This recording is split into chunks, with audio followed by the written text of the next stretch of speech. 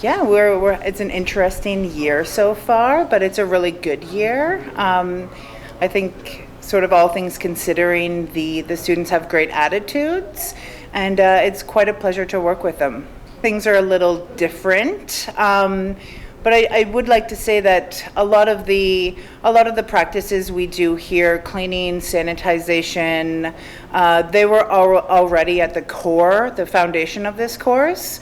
So a lot of it is sort of reinforcing cleanliness, sanitation practices, as well as being hyper aware, hyper vigilant of sort of surfaces that we touch, and making sure our hands are obviously always clean. And yeah, so things are a bit different, but again, lots of the practices were already ingrained into the program itself. Yeah, this year we have honestly a great group of students, and again, I really speak to their attitudes, their resiliency in the industry.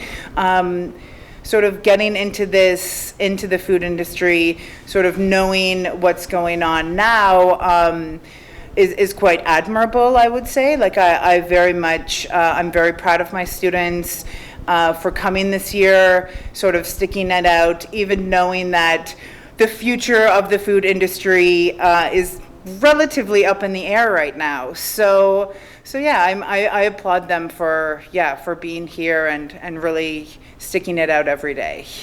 I really like working with my hands. A lot of people think sort of chefs they always have a knife in their hand, they're always sort of preparing with tools, but pastry is a little bit different in the way that a lot of the things I make are made with solely my two hands. So I really like that aspect of it. At the end of the day, looking at my products, and being very proud of, yes, that they all come from myself, and I've made them all sort of from start to finish. That's one aspect that I really like about it. It's very versatile. You see a lot of sort of exposure in the pastry kitchen.